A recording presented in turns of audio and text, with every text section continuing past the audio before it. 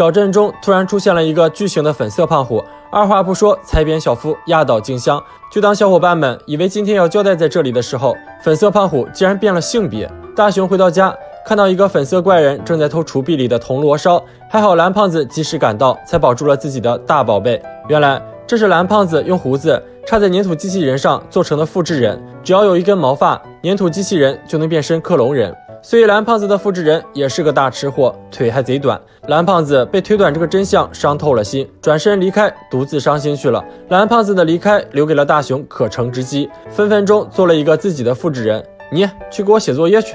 可你大雄连个1+1=2都不会，你确定你的复制人他就能会吗？结果作业做得稀碎，智商不够，咱跑腿总行了吧？然而1个小时过去了，依然没见粘土机器人把东西买回家，这复制人不会迷路了吧？大雄跑去空地上一看，眼看着下起雨来，大雄拖着复制人就往家赶。粘土淋雨，画出来的泥不仅踩得满地都是，还给洗好的衣服点缀得花花绿绿。妈妈直接暴怒，你们这些孩子真是让我操碎了心呐！毕竟人与人之间是不可一概而论的。大雄承认自己实属不行，又做了一个学霸机器人来写作业，那效率是杠杠的。妈妈要捶背，来一个胖虎机器人，妈妈爽到直呼 Kimochi。想吃高级点心，整个小夫机器人随意门送你回家拿，但事实却是胖虎机器人随了胖虎，漫画点心通通归他。此时能抚慰大雄脆弱心灵的就只有静香了，就用任意门去拔了静香的头发，想都不用想，静香又在洗澡呢。可静香机器人的眼中只有学霸，头顶一片青青大草原。大雄还没发完牢骚，胖虎突然出现，在胖虎看来，这粘土机器人的确是个好东西。胖虎领着5个机器人浩浩荡荡回到家，学霸做作业，大雄打扫卫生，静香做点心，小夫修玩具。美好的时光总是短暂的，胖虎妈一声令下，胖虎怎敢不去送货？于是胖虎把5个机器人全变成了自己。可是胖虎忘了，他不想干活，他的机器人又怎么会乐意呢？他手中的点心引发了巨虎斗殴的惨案，势均力敌的5个粘土机器人互相拉扯，化成了一整团粘土，然后再次成型，竟然是一个5倍巨大化胖虎。小夫和静香路过，巨型胖虎盯上了小夫的玩具车，眼看小夫和静香命悬一线，赶来的大雄想出了好主意。粘土机器人遇水不是会化吗？但巨型胖虎护甲太高，3人这拿个玩具呲水枪，貌似也不管用啊，只能和小夫静香一起逃命。蓝胖子急中生智，拿出温泉绳圈造了一个大温泉，让众人引诱巨型胖虎踩进温泉。巨型胖虎直接跨过温泉，把小夫踩在了脚下，被他绊倒之后又压住了静香。大雄急眼了，赶紧把未来媳妇儿拖了出来。巨型胖虎挣扎着起身，身体却突然开始变化。众人定睛一看，好家伙，感情刚才压在静香身上时，她的头发插进了粘土。可以泡澡的温泉是静香的最爱，大伙儿目送着她自己走进了温泉，化成一滩泥水，危机就此解除。如果你也有一个自己的复制人，你都希望他代替你做什么呢？不要走开，下集更精彩。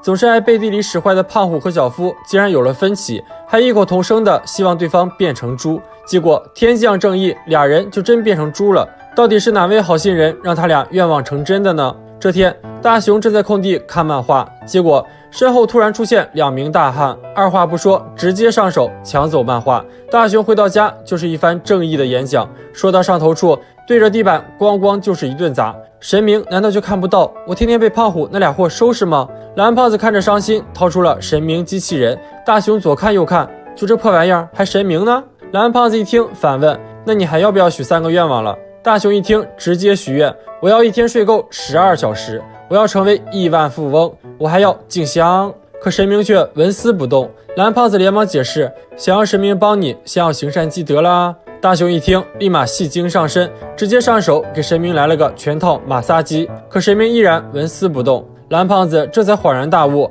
哎呀，怪我了，怪我了，这东西吧是旧款，得上发条。一顿操作，神明终于算是活了过来，可一活过来直接就跑到了街上，还没走2步直接原地趴下。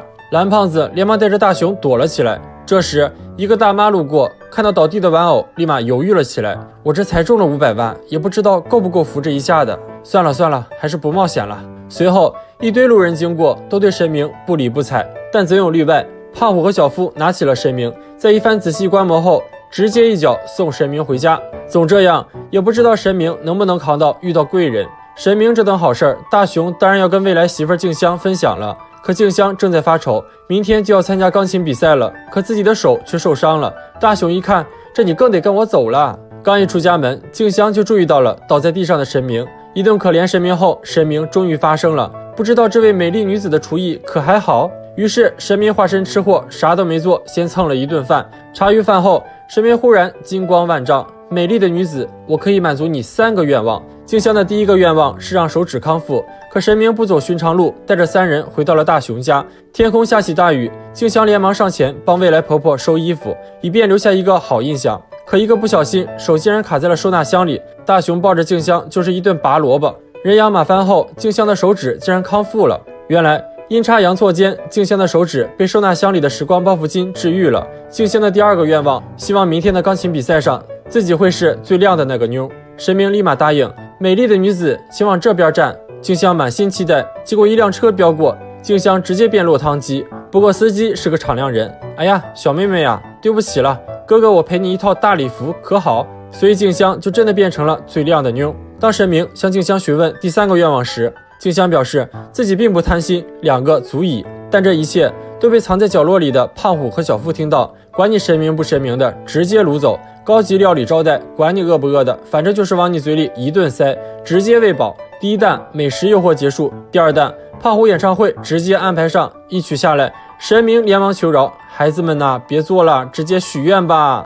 胖虎上来就要10本漫画书，小夫一听不乐意了，胖虎大兄弟，你用用脑子再许愿行不？两人就神明到底是被美食感动还是被歌声感动吵了起来，吵到上头处还异口同声地喊出我要把对方变成猪。结果神明反手一道圣光，好嘞，满足你们的愿望。于是猪头胖虎、猪头小夫从此诞生，手里还拖着10本漫画书。两人跑去找蓝胖子帮忙，可神明送出去的愿望是不能收回的，最后时刻还得靠善良的静香，他用了第3个愿望将两人复原。小夫终于又恢复了他自认为世界第一美男的俊俏脸庞。如果小伙伴们也能跟神明许3个愿望，都会许什么呢？反正陆木君的愿望跟大雄的几乎一模一样。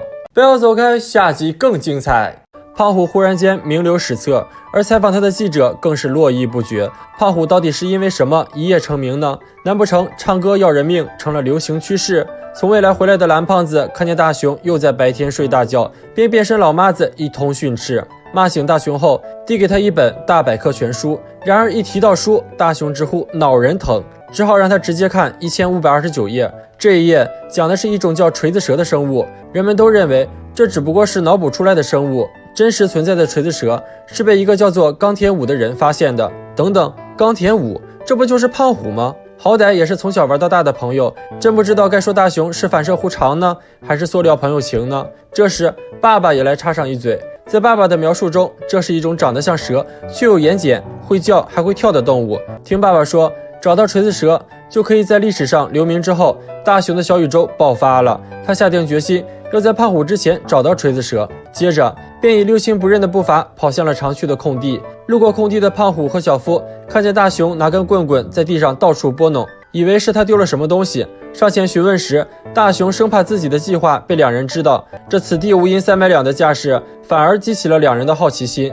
在胖虎的字典里，没有啥事儿是武力解决不了的，只好说出了在寻找锤子蛇的事。谁知胖虎和小夫用看智障般的眼光打量着大雄，大笑着离开了。被当成傻瓜的大雄此时却嗨到不行，哎呀，他俩刚才的意思是主动放弃了吗？在空地翻了一圈，一无所获之后，便失魂落魄的回了家。蓝胖子看见再次吊儿郎当的躺下准备睡觉的大雄，一个铲滑进了时光机，还没几秒钟又从抽屉里冒出，咱去未来买几只回来，不就成了锤子蛇的发现者吗？这可真是稳赚不赔的买卖。于是带着对名垂青史的向往，两人飙车到了70年后，不看不知道，一看吓一跳。在那个时代，锤子蛇竟然成为了和现在的猫猫狗狗一样常见的宠物。两人逮住一条锤子蛇就一顿观摩，这玩意儿咋这么丑呢？气得主人转身就走。大雄这情商真是没谁了，最后能娶到静香也太有福气了吧。之后两人来到宠物店想买一只锤子蛇，却忘记了他们没有未来的钱，